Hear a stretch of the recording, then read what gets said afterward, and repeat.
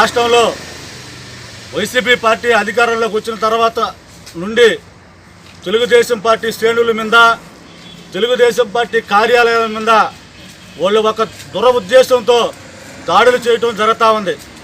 దాంట్లో భాగంగానే మా తెలుగుదేశం పార్టీ కార్యకర్తలకి, నాయకులకి ఒక దేవాలయంలాగా భావించే మా తెలుగుదేశం పార్టీ కార్యాలయాన్ని నిన్న వైసీపీ మా జాతీయ పార్టీ నాయకుడు నారా చంద్రబాబు నాయుడు గారు ఈ దినం బంద్ని ప్రకటించడం జరిగింది. ఆ బంద్కి అన్ని రాజకీయ పార్టీలు, ప్రజా ప్రతినిధులు, ప్రజా శ్రేయస్సు కోరే వాళ్ళని కూడా మద్దతు ప్రకటించమని కోరటం జరిగింది.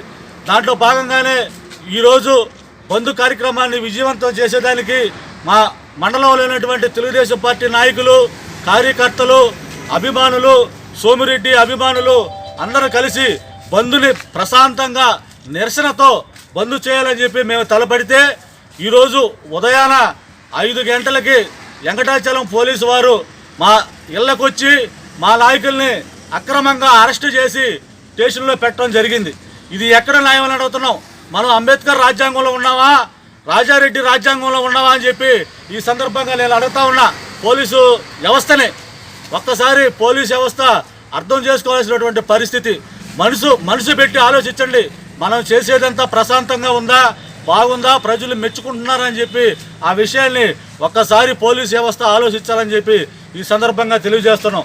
మా మీద మీరు ఎన్ని అక్రమ కేసులు పెట్టినా, ఎన్ని కేసులు పెట్టినా ఈ తెలుగుదేశం పార్టీ కార్యకర్తలు అదరరు బెదరరు.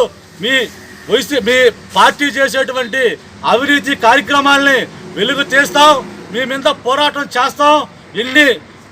ఎన్ని విధంగా అయినా సరే మీ విధంగా పోరాడడానికి తెలుగుదేశం పార్టీ యోధులు సిద్ధంగా ఉన్నారని చెప్పి ఈ సందర్భంగా తెలియజేస్తూ ఉన్నాం. ఇప్పుడు ఈ రాష్ట్రంలో అధికార పార్టీ అయినటువంటి వైసీపీకి ప్రజా వ్యతిరేకత ఎక్కువైపోయింది. దాన్ని కప్పిపుచ్చుకునేదానికే ఈ తెలుగుదేశం పార్టీ నాయకుల మీద దాడులైతేనేమి, కేసులైతేనేమి, తెలుగుదేశం పార్టీ కార్యాలయం మీద దాడులు ప్రజల్ని మభ్యపెట్టి డైవర్ట్ చేసేదానికి ఇటువంటి కార్యక్రమాలు చేస్తున్నారు తప్ప వాళ్ళ మీద బాగా వ్యతిరేకత వచ్చింది. రాబోయే ఎన్నికల్లో, అసలు గతంలో జరిగినటువంటి ఎన్నికల్లో ఎందుకు ఓటేసావా అని చెప్పి ఓటేసిన వాళ్ళు బాధపడే పరిస్థితుల్లో ఇప్పుడు ఉన్నారని చెప్పి ఈ సందర్భంగా తెలియజేసుకుంటూ, ప్రజలేమంత అమాయకులు కాదు, మీ గురించి అంతా ఆలోచిస్తున్నారు, మీకు తగిన బుద్ధి చెప్పే సందర్భం దగ్గరలో ఉందని చెప్పి తెలియజేస్తూ మరి ఇంకోసారి తెలియజేస్తున్నాం అధికార పార్టీ నాయకులకి, మీరు ఎన్ని కేసులు పెట్టినా తెలుగుదేశం పార్టీ కార్యకర్తలైతేనేమి, తెలుగుదేశం పార్టీ యోధులైతేనేమి భయపడే ప్రసక్తిలా. మమ్మల్ని నేలకి ఎంత గట్టిగా కొడితే అంత పైకి ఎగిరేటువంటి నాయకులు తెలుగుదేశం పార్టీ కార్యకర్తలు అని చెప్పి ఈ సందర్భంగా తెలియజేస్తున్నాం. ఈ నియోజకవర్గంలో 5 మంది మండల పార్టీ అధ్యక్షులుంటే నన్ను ఒక్కనే పోలీస్ స్టేషన్లో అరెస్ట్ చేశారంటే దీని వెనక ఆంతర్యం ఎంతవరకు ఉందని చెప్పి కూడా ఒక్కసారి ఈ మండల ప్రజలు ఆలోచించాలని చెప్పి ఈ సందర్భంగా తెలియజేస్తున్నా.